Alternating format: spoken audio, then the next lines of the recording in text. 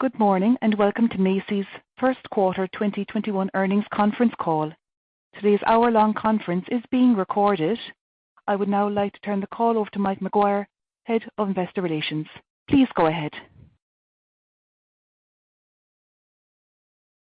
Thank you, operator. Good morning, everyone, and thanks for joining us on this conference call to discuss our first quarter 2021 results. With me on the call today are Jeff Gennette, our Chairman and CEO, and Adrian Mitchell, our CFO. Jeff and Adrian have prepared remarks that they will share, after which we'll host a question and answer session. Given the time constraints and the number of people who want to participate, we ask that you please limit your questions to one.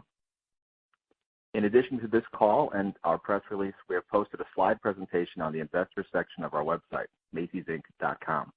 The presentation summarizes the information in our prepared remarks and includes some additional facts and figures. Also note that given the pandemic's impact on 2020 results, most of the comparisons that we'll speak to this morning will be versus 2019, as we feel that benchmarks our performance more appropriately. I do have one housekeeping item to share. Adrian will be participating in a fireside chat at Cowen's New Retail Ecosystem CEO Summit Conference on Wednesday, May 26th at 8:15 a.m. Eastern Time. This event will be webcast on our investor relations website, so please mark your calendars. Keep in mind that all forward-looking statements are subject to the safe harbor provisions of the Private Securities Litigation Reform Act of 1995. These forward-looking statements are subject to risks and uncertainties that could cause actual results to differ materially from the expectations and assumptions mentioned today. A detailed discussion of these factors and uncertainties is contained in our filings with the Securities and Exchange Commission. In discussing the results of our operations, we will be providing certain non-GAAP financial measures. You can find additional information regarding these non-GAAP financial measures, as well as others used in our earnings release and our presentation on the investor section of our website. As a reminder, today's call is being webcast on our website. A replay will be available approximately 2 hours after the conclusion of this call, and it will be archived on our website for 1 year. Now, I'd like to turn this over to Jeff. Thanks, Mike, and good morning, everyone, and thank you for joining us. Adrian and I will share details today about our first quarter financial and operational results and discuss our revised guidance for 2021. The consumer is healthy, with lower debt and strong household savings. After a year of reduced activity, consumers are ready to get out, reconnect with family and friends, and celebrate life. Our customers are ready to spend, and demand is rising in categories we are positioned to win in. We began 2021 in a healthier position, and our first quarter financials were strong. We exceeded our expectations on both top and bottom lines. Inventories were clean, merchandise margin was improving, and we were more efficient with our SG&A.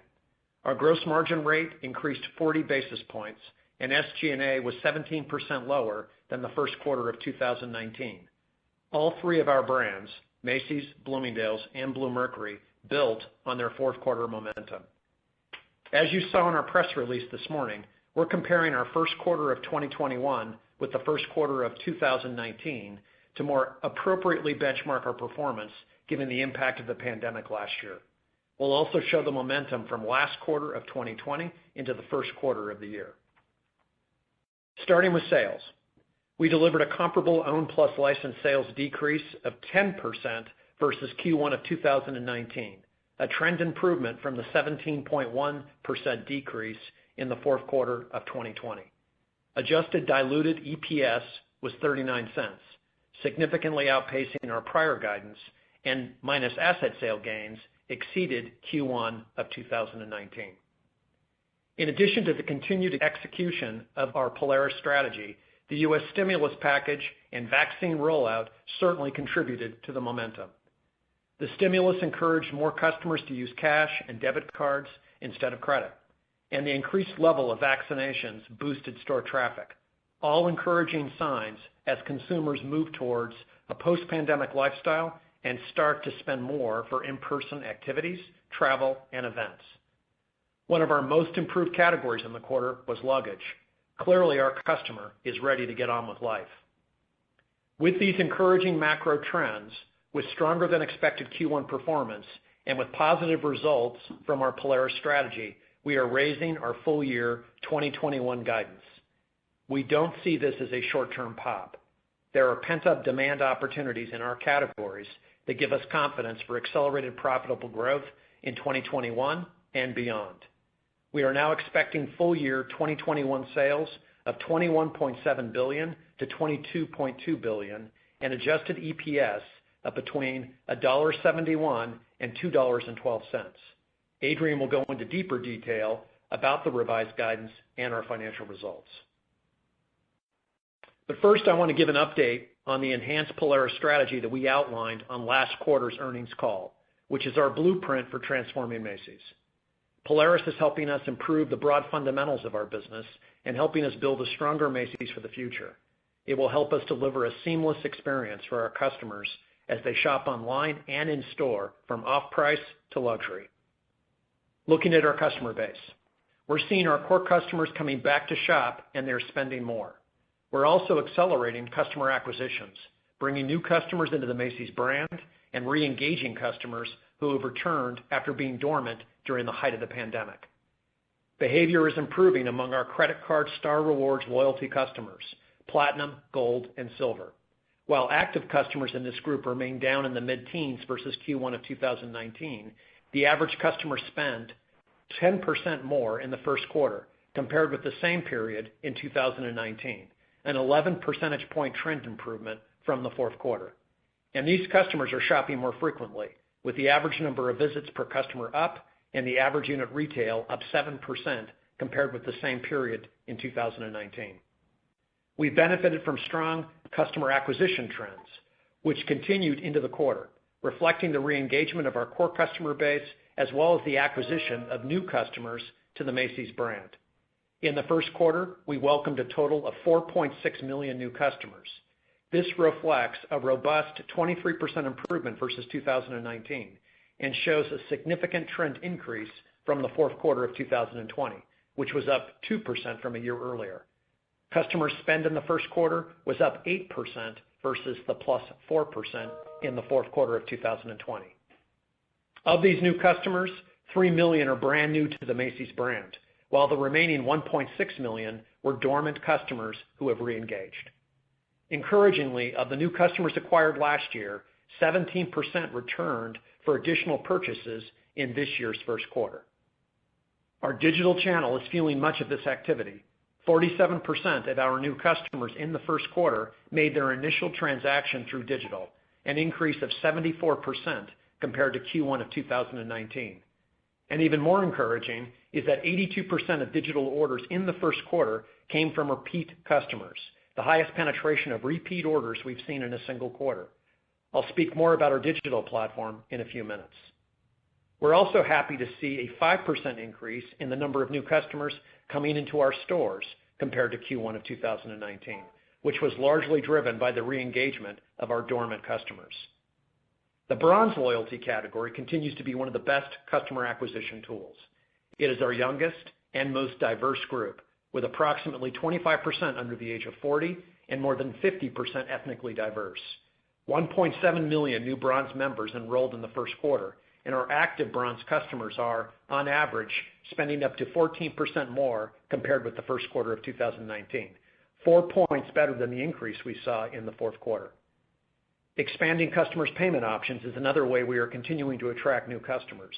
We launched Klarna on the Macy's website in October, and we've since scaled it across Macy's, Bloomingdale's, and Bluemercury, both online and in stores. With Klarna, we continue to see higher spend per visit and an increased acquisition of new, younger customers. 45% are under 40. Our goal is to convert all of these new customers to Macy's loyalty customers who return for future purchases. For a full breakdown of our Star Rewards loyalty members and new customers, please refer to slide 9 of our earnings presentation, which can be found on our website. Moving on to merchandising. A key tenet of the Macy's brand, and specifically of our Polaris strategy, is that we are our customers' fashion and style source. From off-price to luxury, we generated strong sales in the first quarter. We also saw higher AUR and stronger regular price sell-throughs across the bulk of our business, including beauty, home, and kids. This gives us continued flexibility in our inventory position. Through the fashion and style pillar of Polaris, we are hard at work on reconstructing our private brands and working closely with our national brands, premium brands, and emerging brands. As a partner of choice for many premium brands, we are delivering more collaborative and profitable relationships with vendors who are leaning into our distribution channels, enabling us to do more business together with our shared customers. As a fashion retailer, we are constantly adding and reprioritizing brands in our assortment to address our customers' style needs.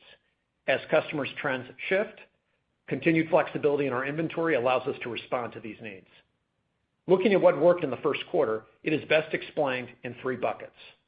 First, our products and categories that were strong during the height of the pandemic and remain strong. Second, our improvements in dormant categories that are showing life again.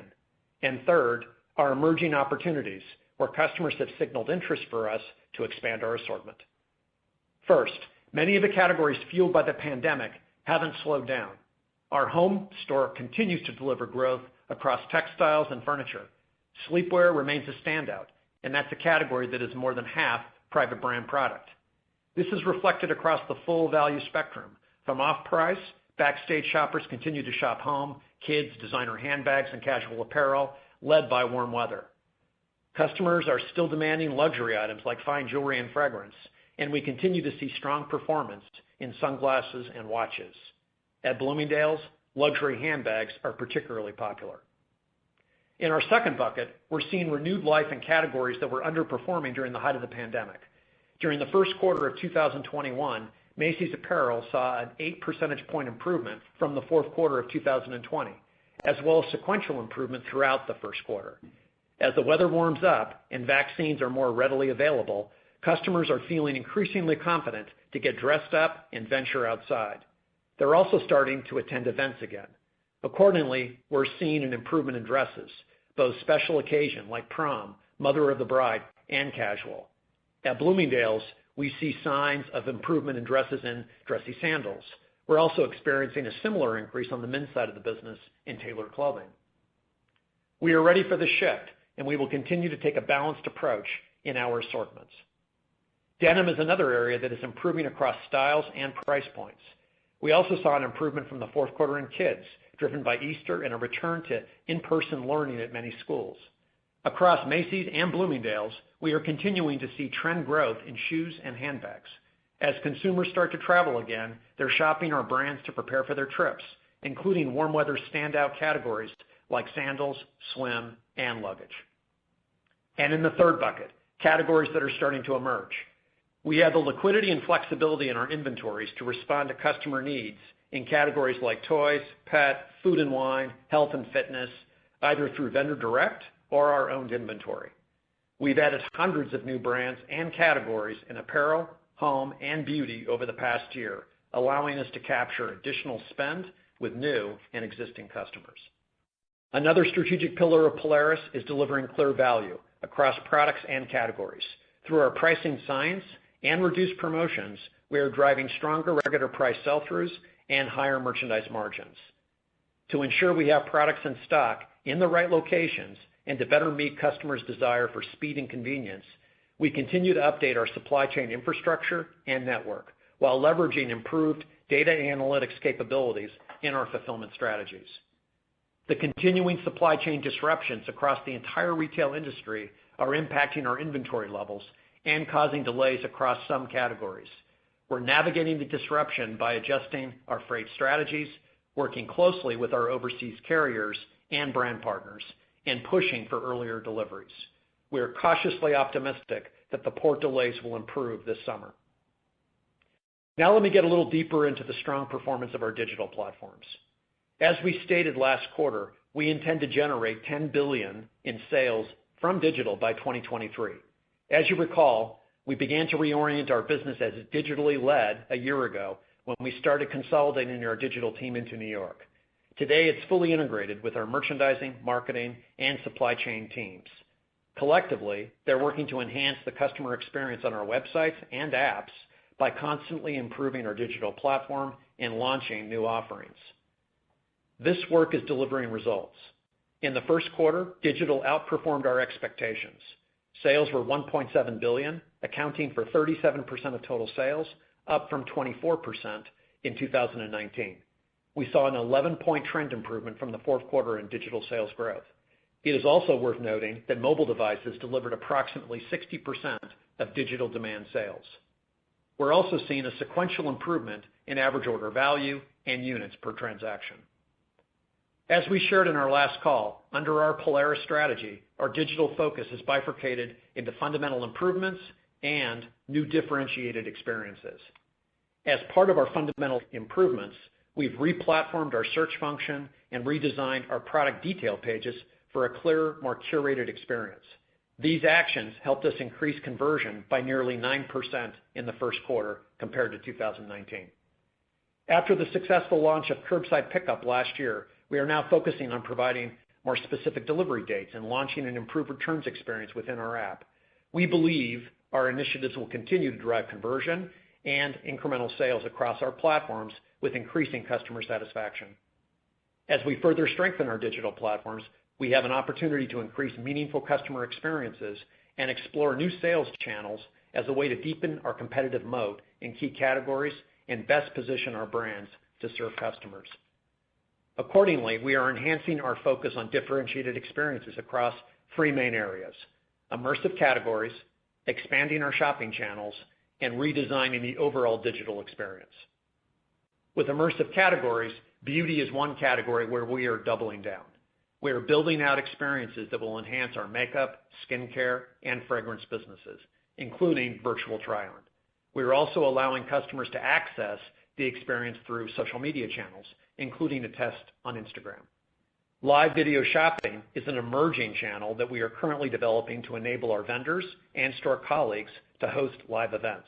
Our goal is to create the best of our store experiences virtually to make online shopping just as social and fun as in person. We are also beginning a multi-year redesign of the Macy's website to modernize our brand presence and elevate our image as a source of style, guidance, and inspiration. We plan to launch some of the refreshed shopping experiences on the site and app before this holiday. We remain hyper-focused on attracting a younger customer, ensuring our product shows up in the right way for them.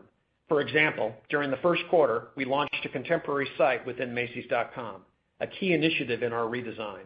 Targeted to women and men under 40, it highlights the latest trends, offering our younger customers inspiration from featured brands and trending categories in apparel, footwear, and beauty. We're already seeing positive response from these customers online, and we will expand this under 40 merchandising strategy. Personalization is one of the biggest digital opportunities for the Macy's enterprise. Through personalization, we can develop a true understanding of a customer's style. We can help our customer assemble outfits and design rooms with products that inspire them. We can suggest the right sizes and colors and even customize the entire browse experience around what we know about our customers. In February, we shared with you the successful launch of the Macy's Media Network, which monetizes our digital traffic and creates a new income stream. We've seen immense support from vendors across categories. Leading up to Mother's Day, the network ran 130 vendor-funded advertising programs. In the first quarter alone, Macy's Media Network delivered more than 300 million off-site media impressions, resulting in a traffic increase of more than 3 million to the Macy's website. We're seeing strong revenue generation from this and are well on our way to achieving our 2021 goal of $60 million in revenue from the Media Network. We are pleased with the results to date, which are helping us to create value for our customers, partners, and our e-commerce business. So we have an exciting digital roadmap for 2021 and the future, and we are well on the road to $10 billion by 2023. Turning to stores, which remain a key piece of our strategy as a digitally led omnichannel retailer.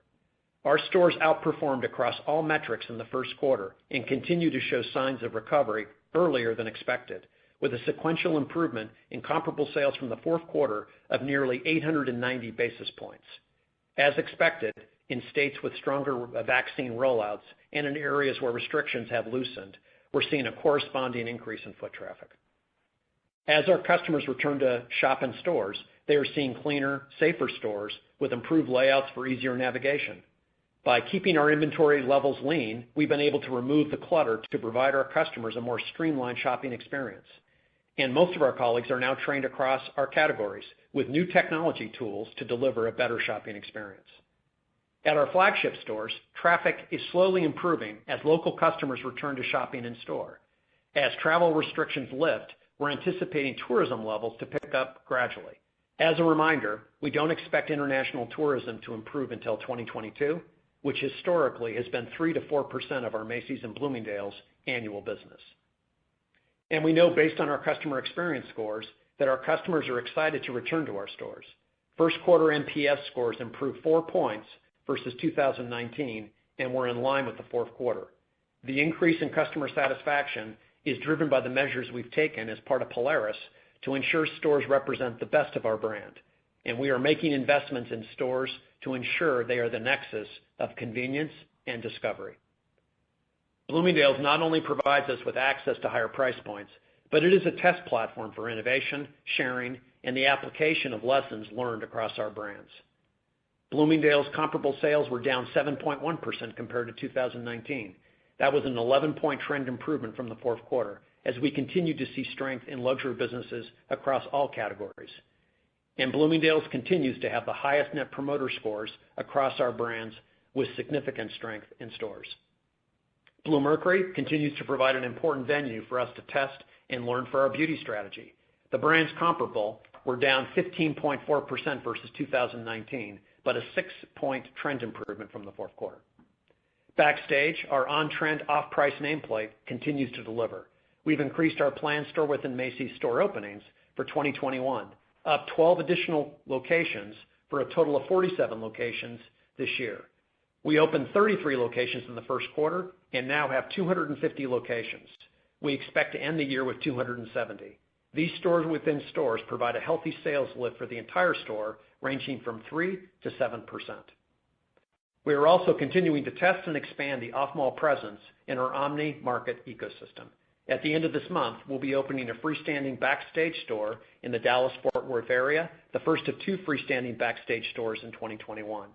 Later this year, we will open 3 new off-mall Market by Macy's locations in the Atlanta and Dallas areas, and our first small format Bloomie's location in the DC metro area.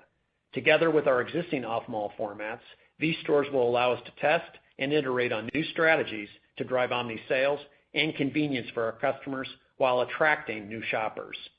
As a reminder, our ecosystem strategy is being tested in these 3 markets because they're growing metropolitan areas and have a strong digital presence and store base, but also have gaps in our current store coverage.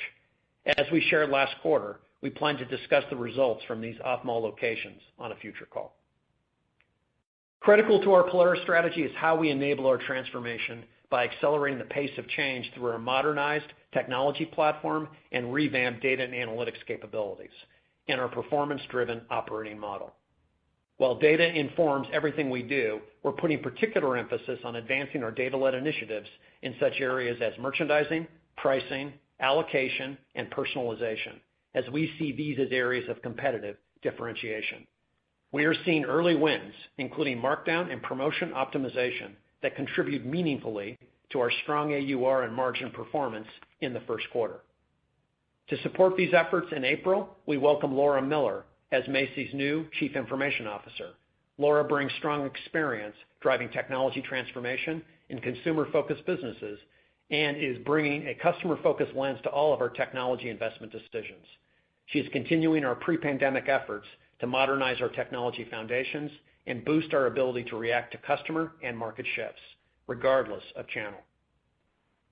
Before I turn this over to Adrian, let me say that I am very pleased with our fast pace of enhancements across our digital platforms and in our stores, where we are seeing encouraging signs of recovery and our resulting performance in the quarter. Macy's, Inc. is a healthier business coming out of the pandemic than we were going into it. And moving towards the post-pandemic future, we envision a fully integrated experience for our customers as they shop online and in store. That goes for our full product spectrum from off-price to luxury. Our team is laser-focused on key initiatives in Polaris to meet customers' demand for curated, stylish products, coupled with speed and convenience. It's all about delivering on the omnichannel experience in which the customer journey increasingly begins in digital. Our work isn't done, certainly, but I'm extremely proud of the entire Macy's team for executing during this crucial recovery quarter and for staying focused on our shared mission. Everything we're doing as a team is about transforming Macy's, Inc. into a digitally led, omni-channel retailer that wins with fashion and style. Our accomplishments in the first quarter and the resulting momentum are clear signs that we're making significant progress in our transformation. And all the positive signals in the macro environment further fuel our confidence. Now I will hand it over to Adrian to walk through more of the financial details. Thank you, Jeff. Good morning, everyone. Thanks for joining us this morning. As Jeff shared, we are pleased with our first quarter results, including adjusted EBITDA and adjusted net income that exceeded the guidance we provided on February 23rd, and we have raised our outlook for the remainder of 2021. The momentum we had coming out of 2020 built throughout the first quarter and has carried into the second quarter. The solid results and our improved outlook reflect the benefits from the rapidly improving macroeconomic conditions driven by the government stimulus program, as well as heightened consumer confidence resulting from the rollout of the COVID-19 vaccinations. Importantly, the results and outlook also reflect the early returns of our enhanced Polaris strategy, and we're pleased with our progress and readouts as we take the essential actions to grow profitably as a digitally led, omni-channel retailer well beyond the COVID recovery. To start, I will walk through our first quarter results, focusing on our most important value creation metrics: sales, gross margin, inventory productivity, expense management, and debt management. I will then walk through our revised expectations for the remainder of the fiscal year and provide our second quarter guidance. As a reminder, given the pandemic's impact on 2020 results, most of the comparisons I speak to will be versus 2019, as we feel these benchmark our performance more appropriately. First, improving sales trend across categories. Sales totaled $4.7 billion for the first quarter. As Jeff noted, our comparable sales trend meaningfully improved from the fourth quarter, continuing the upward sales recovery that began in the second quarter of 2020. This was broadly driven by the strength in each of our brands, the continuation of new customer acquisitions, including the re-engagement of dormant customers, and the sales strength across merchandise categories. Beginning last March, the temporary closing of our store locations accelerated the ongoing change in the trajectory of our business strategy, and we leaned heavily into our digital channel to support our customers. Fortunately, our digital business has already benefited from years of investment leading up to 2020, and we were prepared for this acceleration of growth in the channel. We have continued to advance our focus on digital as our pathway to profitable growth. As Jeff shared earlier, the growth here has been significant, and we continue to gain momentum, as first quarter digital sales were up 32% from Q1 2019 levels. And while we were certainly benefiting from the improvement in macroeconomic environment, the strength of the business during the first quarter was also underpinned by successful execution of many of our digital improvement projects within Polaris. In-store sales also benefited, with owned plus licensed comp sales down 24% compared to 2019, an improvement from the decline of 33% we saw in the fourth quarter and up 35 percentage points from the first quarter of 2020. Moving to improving gross margins. Our rate of 38.6% in the first quarter was certainly above Q1 2020, but even when we compare against first quarter 2019, and despite higher penetration of digital sales, gross margins were up 40 basis points. This represents a significant acceleration in the improvement of gross margin trends versus 2019, driven largely by improvement in merchandise margin. Here are some of these numbers. Merchandise margin was approximately 325 basis points better than Q1 2019, which we achieved largely through higher full price sell-throughs and higher full price AURs, combined with lower markdowns. For the Macy's brand, full price sell-through improved by nearly 19% compared to Q1 of 19, while full price AURs increased by 7%.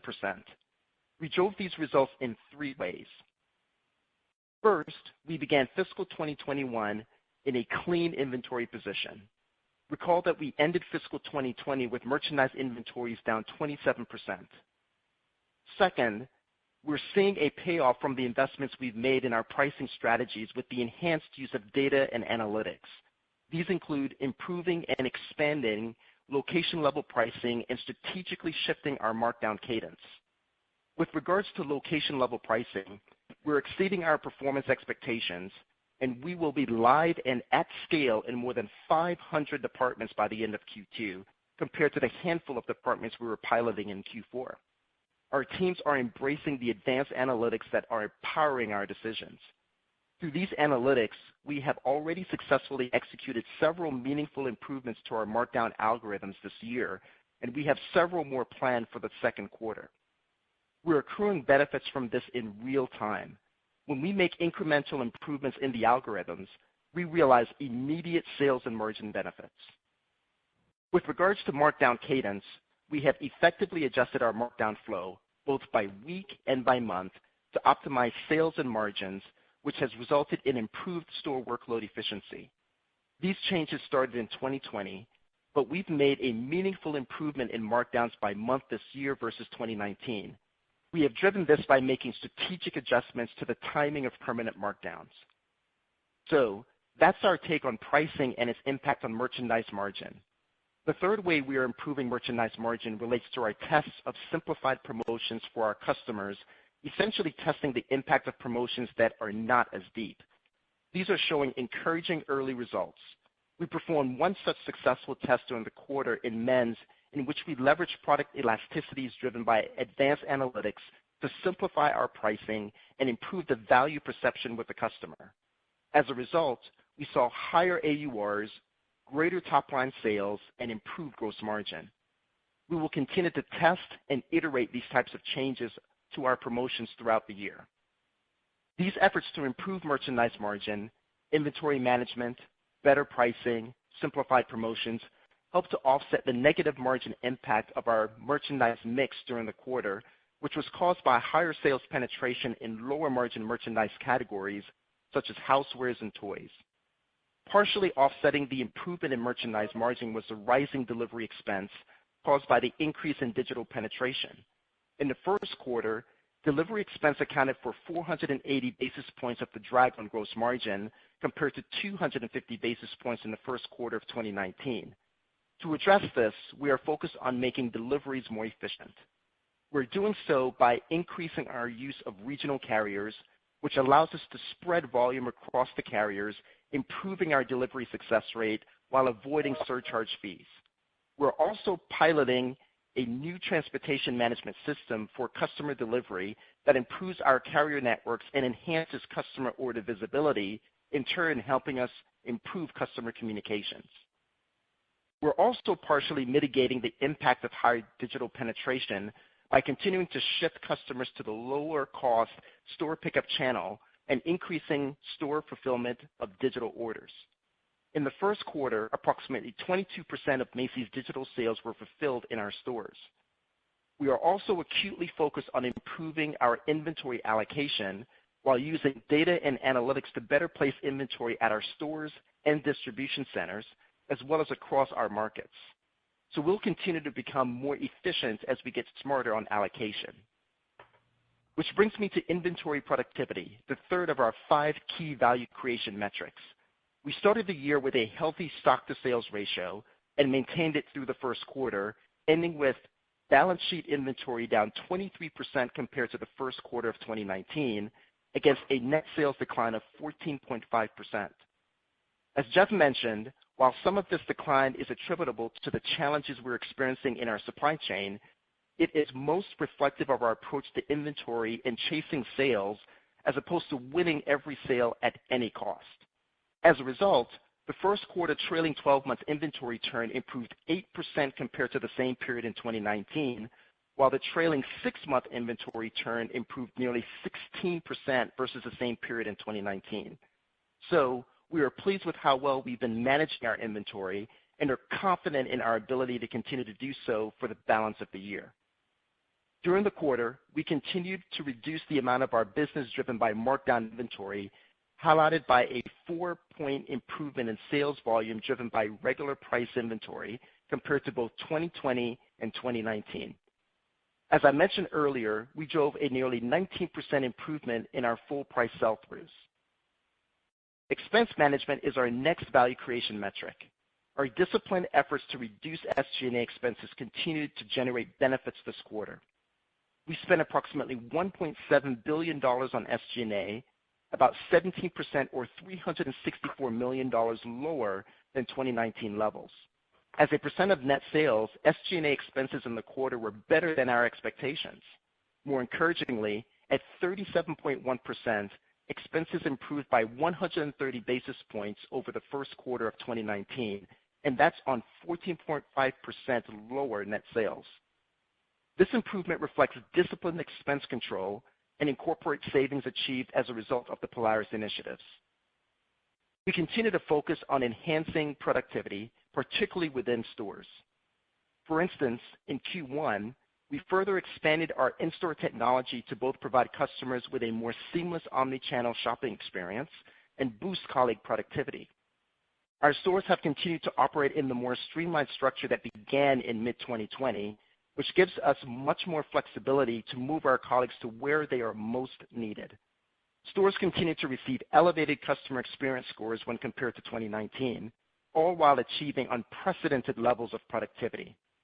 And while our initiatives over the past several quarters are certainly driving greater efficiencies and cost reductions, we were impacted this quarter by a tightening job market, which led to a higher level of open positions across the business, with the accelerated sales demand within our stores leading to even higher expense leverage. The productivity we saw in Q1 matched levels we typically only see during the holiday season as sales soared, which is not sustainable. As we fill positions to match increasing demand, the benefit will wane, and as a result, we don't expect to realize this level of productivity in future quarters this year. I'd also like to touch on one other contributor to our results, credit card revenues, which outperformed expectations on both an actual dollar basis and as a percent of sales. We generated $159 million during the quarter, down $13 million from 2019, but ahead of what we expected. As a percent of net sales, credit card revenues was 3.4% compared to 3.1% in 2019, trending ahead of our annual guidance of 3%. We continue to see good credit health in our customers despite the decline from last year, which is largely attributed to our lower account balances in 2021 due to the drop in sales last year. Given that most new account openings are generated in store, new accounts were down in the quarter compared to 2019 by approximately 33%. However, new accounts opened digitally were up 30%, driven primarily by stronger approval rates consistent with the healthier credit customer. As part of our Polaris initiatives, we have been focused on driving more engagement with our credit card and loyalty programs online, especially as our business shifts more to digital. For the quarter, credit card penetration was 42% compared to 46.3% in the first quarter of 2019. One big factor here is the government stimulus, which has fueled consumer cash flow, prompting more people to use cash and debit products for purchases. We continue to pursue personalization initiatives, encouraging shoppers to use our proprietary cards by providing differentiated offers to our most loyal customers. We still have work to do here and further value to generate from this very profitable part of our business. Now let's look at the bottom line numbers. Given our strong performance in the key areas we just talked through, we generated positive unadjusted EBITDA in the first quarter of $454 million. Adjusted EBITDA was $473 million. This exceeded our February expectations by more than 4 times. In fact, our adjusted EBITDA margin of 10.1% exceeded the margin in Q1 of 19 by 200 basis points. And when you remove gains from asset sales from both years, the first quarter 2021 margin exceeded first quarter 2019 by approximately 255 basis points, even with a lower contribution from credit card revenues. We are extremely pleased with the strength in our EBITDA. After accounting for interest and taxes collectively, these results helped generate quarterly adjusted net income of $126 million versus $137 million in 2019. Adjusted diluted EPS for the quarter was 39 cents compared to 44 cents in 2019. This significantly exceeded our expectations, and even more is that when we exclude gains from asset sales, adjusted diluted EPS during the quarter actually exceeded Q1 2019 by 4 cents. Now, on to our fifth and final key value creation metric, debt management. On capital allocation, we continue to de-risk the business by lowering the debt maturity towers for the next 4 years. This includes completing a Q1 issuance of $500 million in 8-year senior unsecured notes and our equally successful $500 million tender for portions of our maturities in 22 to 25. With these actions to deleverage the balance sheet, we believe we are well on the path to returning to investment-grade metrics. Additionally, we completed the quarter without having to draw on our $3 billion asset-backed credit facility. We ended the quarter with $1.8 billion in cash. We generated approximately $403 million in free cash flow, which represents a significant increase compared to the first quarter of 2019, as well as a sizable beat to our expectations. The comparative strength versus 2019 was driven by our EBITDA growth, as well as lower payables, driven by longer payment terms, lower spending levels, and the extended timing of payments. Capital expenditures in the quarter were $99 million, and we are benefiting from the more efficient use of capital as a digitally led omnichannel retailer. This efficiency is allowing us to continue to keep capital spending below pre-COVID levels for the foreseeable future, with our priorities being investments in the digital channel, in data and analytics technology infrastructure, and in stores to leverage them for an efficient supply chain experience. So, with that walk through our financials, I now want to update our thoughts on expectations. Our achievements this quarter, driven by the momentum we are seeing from our Polaris initiatives, combined with the faster than anticipated economic recovery, gives us the confidence to raise our expectations for the year. Specifically, our digital business continues to perform well. We're on track towards our goal of $10 billion in digital sales by 2023. As we continue our work to reshape how we engage with customers as an omnichannel retailer, our Polaris strategy is leading to improved revenue and profitability. Given these improvements, we are now updating our full year 2021 guidance to reflect the increased certainty we have in scaling the Polaris initiatives, as well as our cautious optimism in the resilience of the recovery. Customer satisfaction is top of mind for us, and our guidance reflects our consideration not only of continuing elevated consumer demand, but also of possible further supply chain disruptions. Here are the highlights. We expect Macy's, Inc. 2021 net sales to be between approximately $21.7 billion and $22.2 billion, with digital contributing about $8 billion of sales to the total. This is a significant increase on our top line of more than $1.7 billion at the midpoint compared to our prior fiscal year guidance.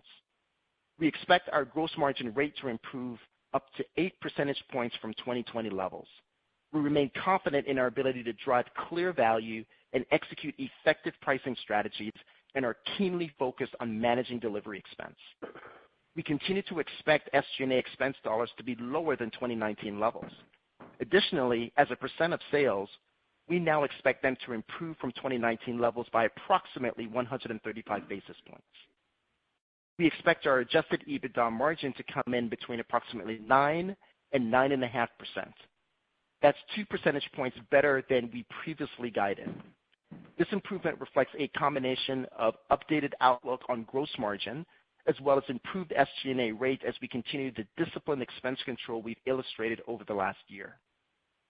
And we expect our adjusted diluted EPS to be between $1.71 and $2.12. That midpoint is nearly 3 times better than that of our prior guidance. You can refer to our slide presentation for the complete full year guidance metrics. For the second quarter, we expect net sales to be between approximately $4.9 billion and $5 billion, with adjusted diluted EPS in a range of 3 cents to 12 cents. Given the strength we are forecasting in the first half of the year, we expect to generate approximately 40% of adjusted EBITDA, excluding asset sale gains, in the first half, an increase from 25% we previously guided to. However, the magnitude, speed, and longevity of this current macro shopping enthusiasm remains a moving target, and we expect that sales and profits could shift between quarters. This guidance represents our best estimate of how this plays out over future quarters. As a reminder, during the first quarter of 2022, we are expecting to receive an income tax refund associated with the carryback of 2020 net operating losses permitted under the CARES Act, currently estimated at $520 million. Our goal as we look beyond 2022 is to achieve low single-digit long-term comparable owned plus licensed sales growth while maintaining high single-digit adjusted EBITDA margins. We plan to continue to monetize our real estate assets, which play a key role in funding our growth initiatives. At the same time, we will continue to maximize the value of our core assets and support our communities. Our recent unveiling of our vision for our flagship Herald Square location, which leverages the underlying real estate to build a commercial office tower above this iconic store, shows this plan at work. We expect our Herald Square plans to unlock a significant amount of cash to support future initiatives.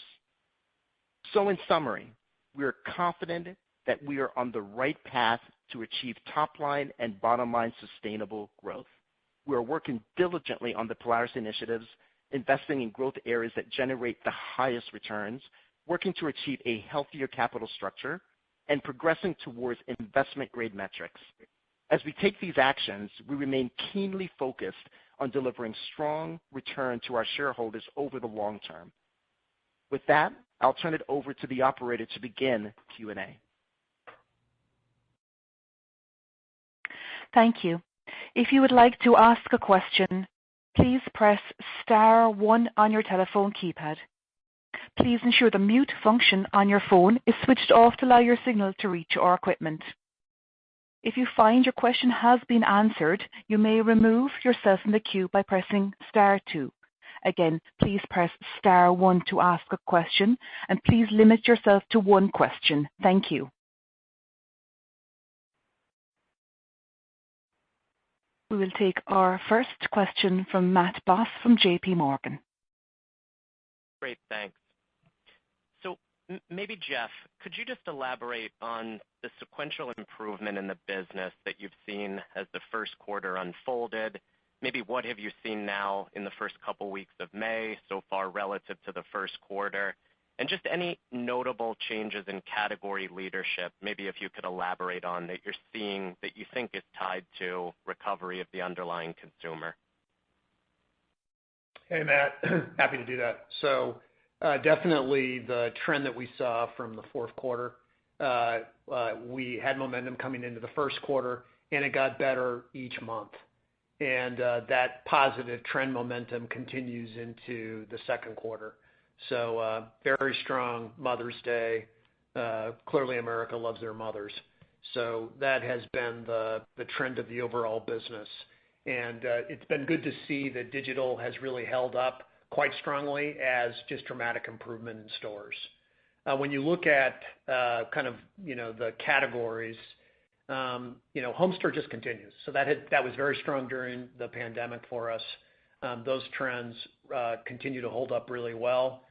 When you look at big ticket all the way into the soft home categories and the new categories we added in home as a result of opportunities we saw during the pandemic, all strong, all very positive signals.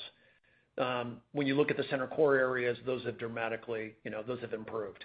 And so when you look at the strong business that we had in fragrance and fine jewelry, those continue. Had very strong Valentine's Day going into the Mother's Day timeframe. A big change has really been the apparel areas, and you really see that in some of the categories that are just indicative of customers, their confidence level changing, wanting to get back to kind of normal activity. So when you look at dresses, so dresses had a 29-point trend shift from fourth quarter into first quarter. Swim was up 45 points. Men's clothing up 13 points. And as mentioned, you have some of these standby categories that has been strong. And then in the emerging categories, they are those, just by us going after new brands and categories that are really working for us, those have been quite strong. So look, we expected with the stimulus that the trend increases that we got, and we definitely saw that in the spend from our credit portfolio moving more into debit platforms as well as into cash. What we didn't expect was the speed of the vaccinations and how much that affected customers' buying behavior. So we believe that those are, pretty indicative of where customers are going to go for the balance of this year. And as mentioned in the comments earlier, we expect that tourism will gradually return, but international tourism won't return until 22 and beyond. So we don't believe this is a short-term pop. We do believe this is momentum that can sustain us through 21 and going into 22.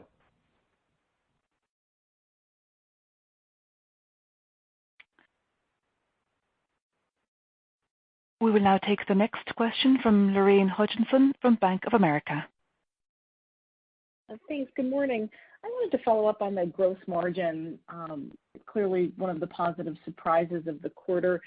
But then the guidance of up 8 points assumes that this gross margin goes back below 2019 levels for the full year. Can you just parse out how you're thinking about the next 3 quarters in terms of both delivery expense and merchandise margin? Absolutely, Lorraine. I can take that question, and thank you very much for your question. So we continue to expect headwinds on gross margin from delivery expense, particularly as we look to the back half of the year in conjunction with holiday, where we actually expect our digital penetration to be at its highest point of the year. This quarter, as we mentioned earlier, we observed a margin degradation of about 250 basis points compared to Q1 of 2019. Now, that being said, we're pleased with our stock-to-sales ratio at the end of Q1, as our inventory position was 23% compared to 2019, and down, from a sales standpoint, 14.5%. So we really feel good about that stock-to-sales ratio. We do expect to build inventory later this year for holiday, but we remain conservative on our approach as we look to chase sales in the back portion of the year and the rest of Q2. Now, from a merchandise perspective, we're optimistic about our achievement thus far, where we have really leveraged predictive analytics applied to different parts of our operation, whether it be inventory allocation or demand forecasting, whether it be promotional efforts or personalization efforts. So in conjunction with this, we are seeing really early signs as well of a dressier apparel categories really beginning to return, whether it be back to school, back to work. And this also gives us a bit of encouragement as we think about the merchandise mix for the back half of the year. So I think as we're looking at margin, we're very pleased with what we've been able to achieve in the first quarter, but we do recognize the headwinds that are ahead of us, and we also have a bit of confidence in how we're actually managing that as we go forward.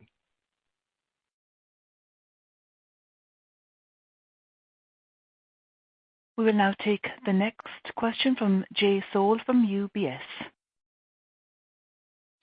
Great. Thank you so much. Jeff, asset prices are rising across many asset classes. How does that make you feel about your real estate portfolio right now? Does it increase your interest in selling some of your assets? At the same time, with the surprising influx in cash flow that you had this quarter and probably continues through the rest of the year, how does that change your perspective on what opportunities might become available to you, whether it's balance sheet or other strategic, opportunities to improve the business fundamentals? Thank you. So let me start, Jay, with the real estate, and I'm going to turn it over to Adrian to finish the real estate question and also talk about, the cash flow and opportunities that we see. Look, we've been hard at work in looking at our real estate for a number of years now. And when you look back and look at the asset sale gains that we've achieved over the past 5 years of almost $2 billion, we have many irons in the fire with respect to looking at our extensive portfolio and how best to advantage that for shareholder value. So as you probably read, we just issued an RFP about 17 of our assets that look at full developments in a chunk of those, look at managing developments that would be in our excess parking lots, and then looking at out parcels. So looking at opportunities for developers on that. You probably have read about what we're doing with our ambition for Herald Square and really revitalizing by making a big chunk of investment into the infrastructure of rapid transit as well as the above ground assets around Herald Square that would be funded basically through the proceeds that we would get if we were to construct a tower. So we're going through the ULURP process on that right now.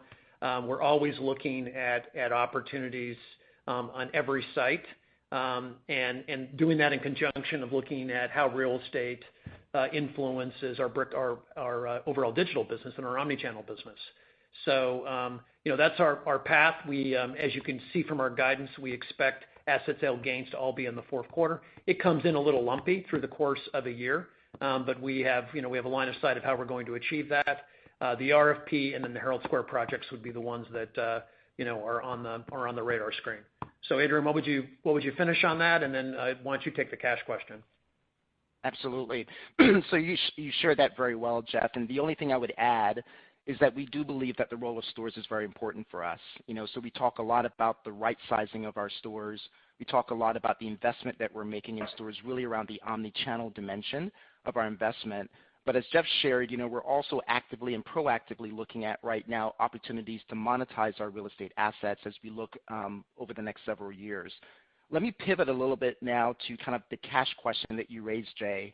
As we look at our capital structure, we're just really intensely focused on creating as much operating flexibility as we can while supporting profitable growth. As you mentioned, our cash levels at the quarter was $1.8 billion, and that really helps us maintain that level of flexibility that I just mentioned. Now, we do anticipate in 2022, as an example, that our capital expenditures will be higher than 2021, but less than what we had anticipated in terms of pre-pandemic levels. Now, in order to achieve this, and how we think about using our cash, we're just very much focused on investing in growth initiatives that continue to position us well to take market share, in addition to reducing our debt and paying down that debt as debt matures. So this combination will just really give us the opportunity to continue to improve the health of our business as we accelerate growth, as we improve margins, and as we generate more cash for the business, which ultimately will increase, returns for our shareholders.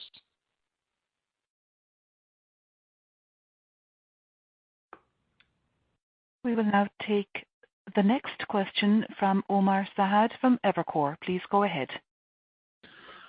Thanks for taking my question, and thanks for all the great information. Good morning. I wanted to ask a follow-up on the kind of comments you've made around the returning and improving Platinum and Gold members. I'm assuming there's a lot of older customers there who probably were more cautious during the pandemic. Can you give us a sense of that customer behavior, and are they returning online? Are they coming back to stores? How are they behaving when they're back in stores? And really, my line of questioning is around this idea of your core older, Platinum customer, who a lot of retail franchises have seen kind of act more cautiously during the pandemic, coming back. In the meantime, you've also gained a lot of new customers, younger customers. So, there's the potential to keep both sets, I think, is interesting dynamic. I'd love you to discuss more. Thanks. Yeah. Thanks, Omar. So, I think you set it up well. What we're looking for is kind of a balanced customer portfolio. So let me just start with your first one, which is kind of this older core customer. Think about our Star Rewards program, any of our customers who are Silver, Gold, Platinum. And that definitely was the customer base that was dormant, relative to what they had been pre-pandemic. What I would tell you is that the count is still down. So they're still down in the mid-teens, but it's, as we mentioned in our comments, an 8 full point improvement of those returning customers in the first quarter versus where we were in the fourth quarter. And the ones that are returning are spending much more. So their spend is up 10%, where it was basically flat in the fourth quarter.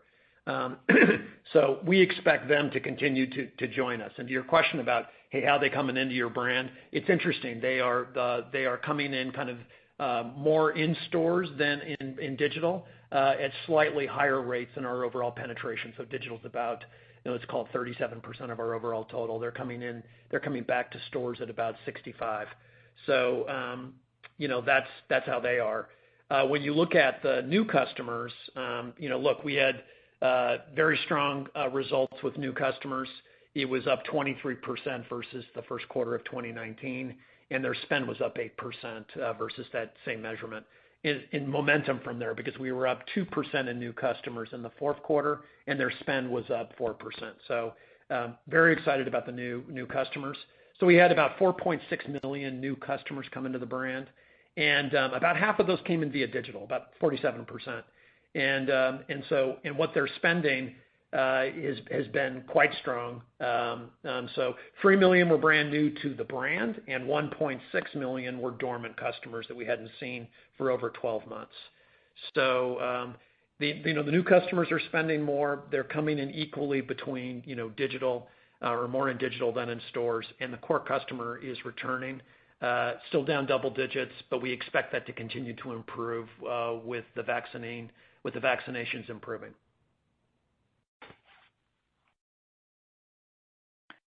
We'll now take the next question from Dana Telsey from Telsey Group. Good morning, and nice to see the progress. As you think about inventory levels and the port congestion that's out there, how do you see inventory levels coming back into the fold as we move through the year? And then you had mentioned SG&A and, frankly, the productivity enhancements that you've seen, but as you hire labor, that doesn't continue at the same rate. What's the balancing act of the two, and how do you see labor coming back in, and do those wage rates differ from what you had previously? Thank you. Hey, Dana, why don't I take inventory, and then I'll throw SG&A to Adrian. So with inventory, as you can see, we're starting to build our inventory back. We were down, we were down 23% at the end of the first quarter versus being down 27% at the end of the fourth quarter. I think, as you know, we've got opportunity to turn our inventory faster. We're hyper-focused on, as a fashion retailer, of basically getting higher regular price sell-throughs, getting higher AURs. That's working. Getting our markdown complement of our overall inventory down, marking things down faster as soon as we're starting to see signs of, if it needs some stimulus, if we need to take a markdown on it, we're taking this much faster than ever before. So I think that the inventory levels are certainly improving. We're really focused on our replenishment areas. There are categories that we're continuing to chase. So those are categories that continue to have supply chain issues. So when you look at categories like big ticket, that's been particularly strong for us. We continue to have some supply chain issues with that. There's categories like in some of the casual assortments, some of the denim categories, because we're back into a denim cycle. Those are some products we are chasing on that. But we're working very hard with our manufacturing partners and our own private brand suppliers to get our stocks in line with where we anticipate sales. We're aggressively going after an aggressive Father's Day timeframe based on how well Mother's Day performed. We're going after a very strong back to school, and of course, with Macy's and Bloomingdale's, you can expect a really good gift strategy for holiday of 21. So we're working with all of our partners to get that. So I think we're hyper focused on our stock to sales ratio that is really giving us full flexibility to react in season, get higher average unit retail, and get better sell-throughs of regular price. So that discipline will continue. And we're really chasing stocks in some categories, but have got very strong strategies that we're leveraging with our manufacturing partners on getting stocks back in line in other categories. So Adrian, why don't you take the SG&A question? Absolutely. Good morning, Dana. With regards to the topic of wage rate and SG&A, as we looked at the first quarter, what we effectively saw was that customer demand accelerated faster than we had anticipated back in February. And this was really driven by the improved economic environment as well as a number of initiatives that we've executed within Polaris. Now, we do recognize that we have a number of open positions, particularly within our stores and our distribution network, that we're currently actively working to fill and address. So we're effectively focused on bringing in great talent and retaining that talent. And what we've done recently is made a number of investments in our pay structure to achieve pay equity, make investments in terms of our store compensation. So our pay structure is locally competitive, and it takes into consideration any market and regulatory changes that we see and gives us the ability to act very quickly. But as you think about our guidance that we provided this morning, our guidance does contemplate the fulfillment of our open positions at competitive wages within the markets that we're operating in.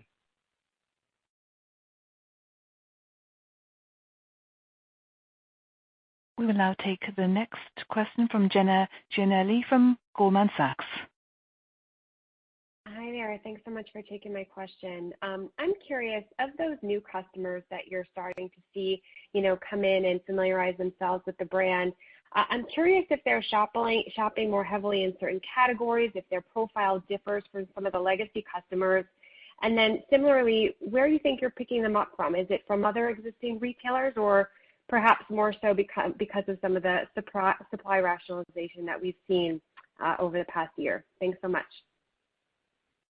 Yeah, so the new customers there's a lot of on-ramp categories that they have. So fragrances, women's shoes, big ticket, fine jewelry, those are men's clothing. Those are all kind of on-ramp categories for us that a lot of these younger customers transact with us on. And when you look at again, these new customers are spending at much better rates than they have in the past. I think the thing that we're most, proud of is that when you look at these new customers that we added in 2020, how many of them came back for a second, third, or fourth purchase in the first quarter of 2021. So, we had about 17% of them come back. That's been about the trend that we're seeing. So, our opportunity to make sure that they're not a one and done, that they're not coming in for, a single purchase, but based on, their data and based on, what they've signaled with us and what they're shopping for, gives us an opportunity to reach back to them. So all of what we're doing with data analytics, everything that we're doing with personalization is really helping us make sure that these customers, that we're moving them through our loyalty channel. And if you can get them into, they start with us, can they become a bronze member? They start on Klarna, do they go into the Star Rewards program?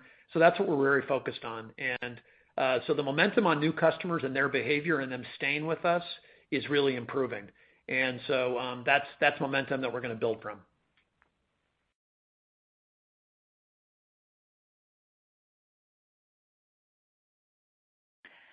We'll now take the next question from Carla Casala from JP Morgan. Hi, thank you. You talked a bit about the debt reduction you've done this quarter and how you've got some tax refunds coming. I think you said third quarter. I'm just wondering your priorities for free cash flow and at what point do you can look at shareholder activity versus further debt pay down? Absolutely, I can take that question. So we do expect about $520 million of the refund from the CARES Act expected in the first half of 2022. So in terms of timing, that's when we're actually looking at receiving those payments. Now, I think the second question you raised was how do we think about debt with regards to other things, for example, dividend and share repurchase. What I would say in terms of dividends is that we're committed to getting back to reissuing dividends at the appropriate time. Yet before we do that, we're really targeting our ability to achieve a higher level and a sustainable level of sales, margins, and cash flow. So we continue to monitor the progress here and really, we'll engage with our board on the appropriate time to think about the dividend. But as we've spoken to, on the last earnings call and on this earnings call, we're really targeting to get back to investment grade performance metrics. And for us, that's defined at around less than 3 times leverage ratio and greater than 6.5 times interest coverage ratio. So we're really kind of focused on getting back to those level of metrics, but we're certainly, spending the time and looking at our options with regards to dividends, share buyback, and other things, but really with a focus on really the health of the business overall.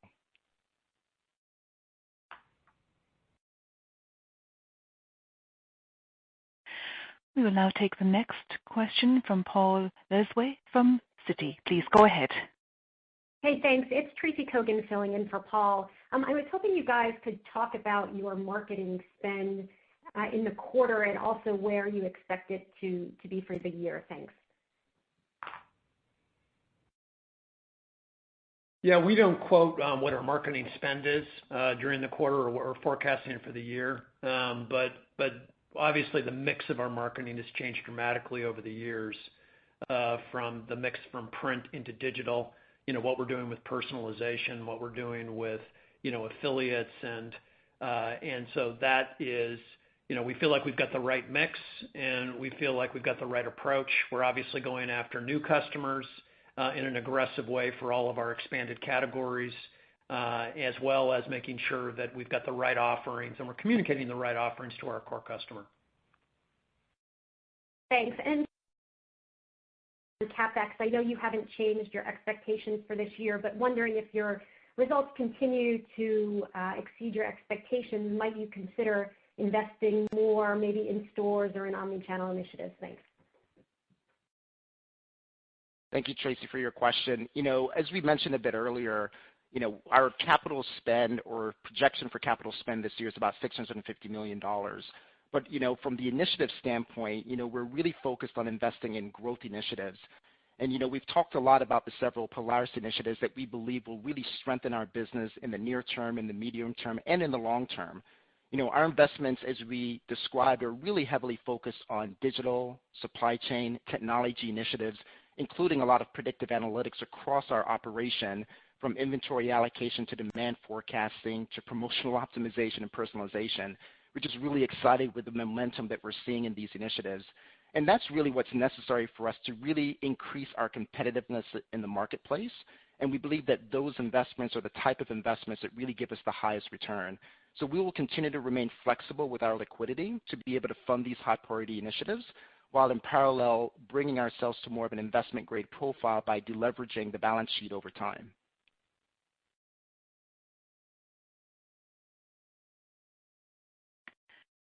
We will now take our next question from Paul Trussell from Deutsche Bank. Hi, good morning. This is Gabby Carbone on for Paul. Congratulations on the strong quarter. So your off-price concept Backstage continues to deliver strong results. I believe you set a sales lift of 3 to 7%, but was wondering if you could talk about the off-mall opportunity for Backstage and the potential digital opportunity. Thanks. Hey, Debbie. So, as you remind everybody that when we looked at off-price and how it started under the Backstage banner, it started back in the fall of 2015, and it started with a freestanding concept. And those stores are still up and operating, and they're still giving us strong returns, strong comps, strong customer satisfaction. But based on just the challenges that we had in our mall-based fleet, we moved the Backstage concept into a store-within-store concept, and so built that out. And as we mentioned on the call, we'll be to about 270 locations by the end of 21. And that's what, as you mentioned, is lifting the overall business of the store by 3 to 7 points.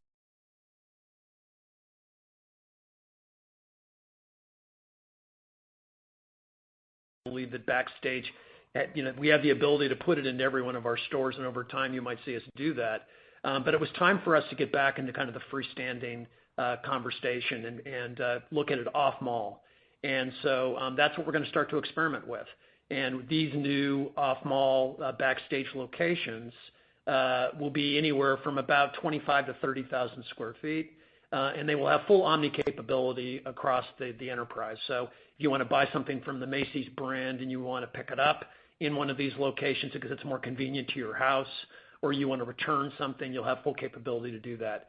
So our intent on this is really to kind of build out an ecosystem and to have both off-price and full-price small door concepts that are off-mall, and to see how they work for the ecosystem in that trade area and for the long-term, or for the customer lifetime value of those customers. And so that's what we're getting. That's what we're starting to experiment with building out Backstage in these new markets in both Dallas as well as Atlanta in 21. We've got our sights on more stores in the future at the same time that we're experimenting with the off-mall format for the reg price format, which we call Market by Macy's. On the Bloomingdale's side, we've already got freestanding off-price, which is the Outlet by Bloomingdale's, as well as, as mentioned, we are adding a new small door concept on the full-price side called Bloomies, which is going to open in Washington, D.C. So we will measure all of that. I expect that the off-price piece will do quite well, and I'm curious to see what it does for the overall ecosystem of customers who shop between off-price and full price, how many additional purchases they give us, what goes on with their lifetime value. So as mentioned, we will give everybody an update on that probably in the beginning of 22 as we get these things up and running and we have better data to share with everybody.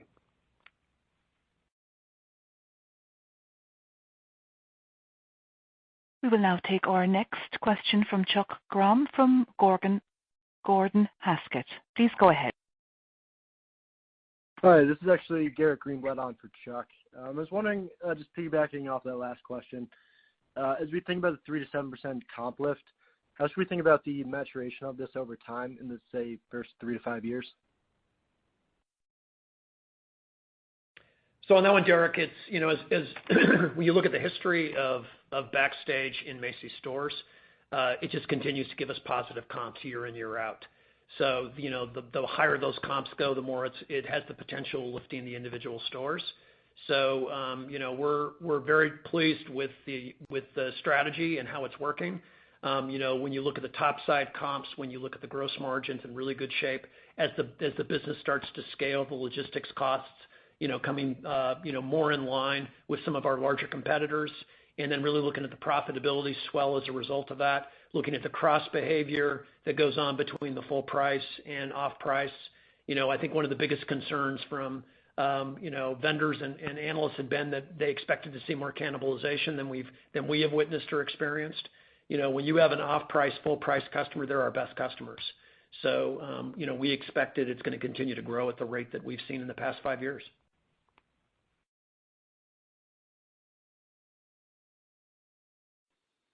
We'll now take the next question from Oliver Chen from Cowen and Co. Please go ahead. Hi, thank you. Jeff, what do you see ahead in thinking about Macy's as a platform in terms of vendor managed inventory, the data piece, and/or the marketplace model, and how may that evolve with respect to the financial model longer term?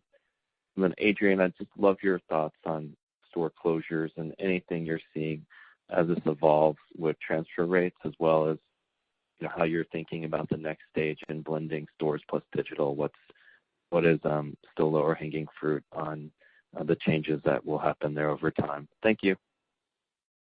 Hey, Oliver. So let me just so obviously we're working very closely with all of our key vendors as we do share a common customer, and much more fluid about data sharing than ever, and ensuring that when you look at our respective assets we put against the shared customer, how best are we spending it together to make sure that we're reaching the right customers with the right products, and that we have joint profitability visibility to that. So data sharing has been very, very high for us. When you look at the Macy's Media Network, I think that's just a case point of how we're working with our vendors, and really using just the power of our website to expand their brands to new customers in mutually beneficial ways. So we're in the nascent innings of that, and watching that expand over time I think is going to be quite exciting. We have a lot of our competitors that do this quite well, so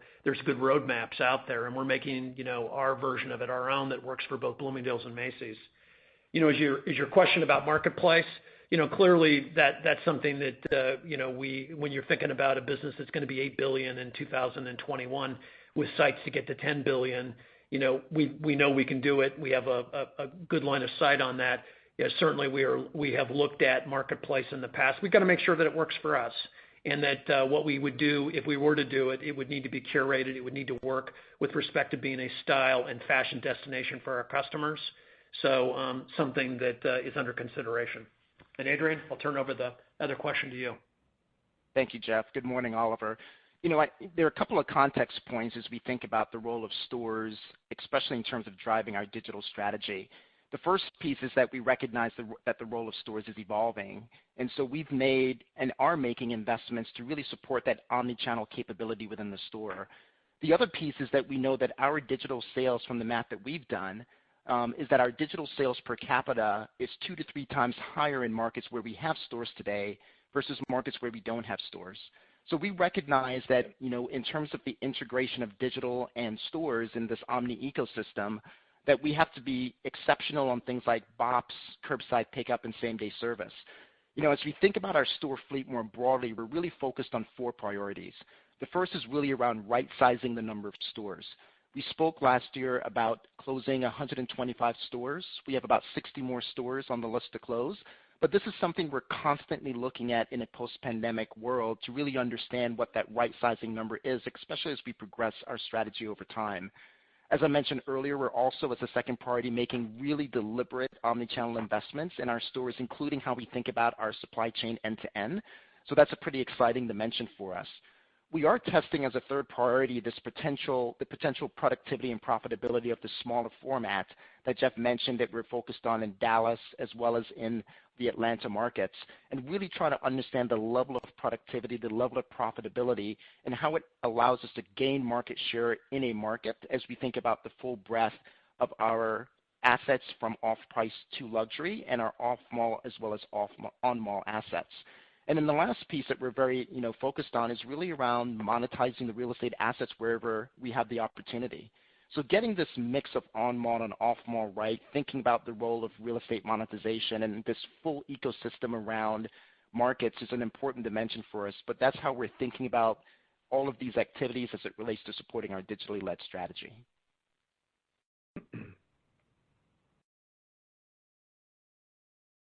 We will now take our next question from Stephanie Wissek from Jefferies. Please go ahead. Hi, this is Corey Grady on for Steph. I wanted to ask about your emerging categories. Can you share more about your plans and opportunity in toys, health and wellness, home decor, and pet?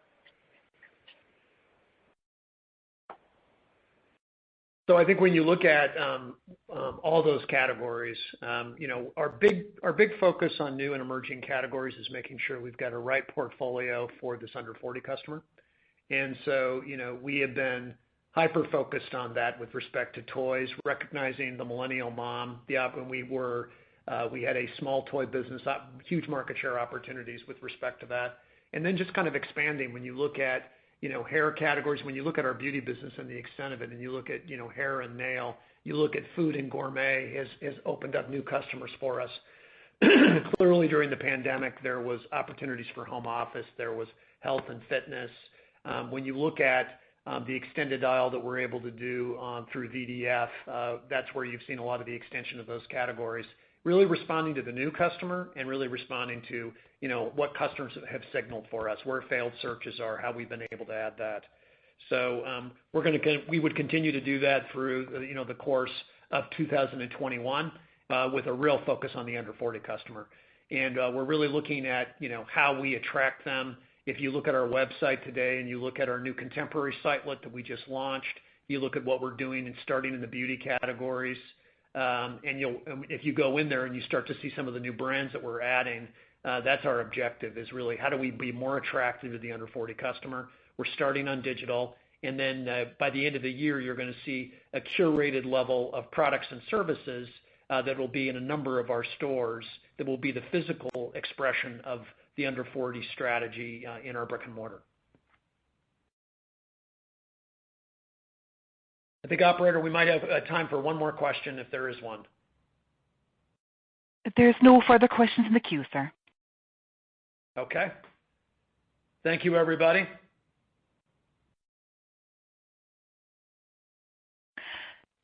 Thank you. That will conclude today's conference call. Thank you for your participation, ladies and gentlemen. You may now disconnect.